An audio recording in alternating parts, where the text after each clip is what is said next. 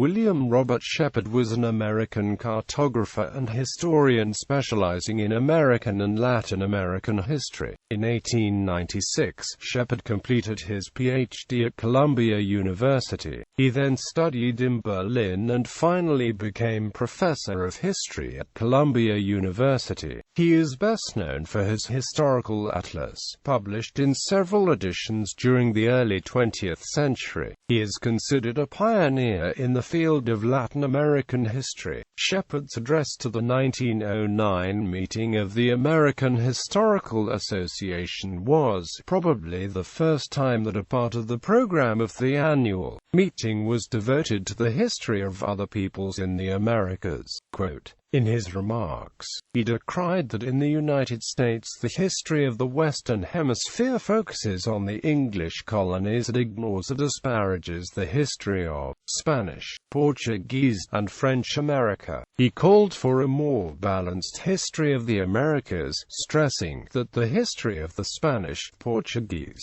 and the French in America possesses an interest and a significance of its own, entirely apart from its relation to the Anglo-American element. Works, Historical Atlas, New York, Henry Holt and Company, 1911.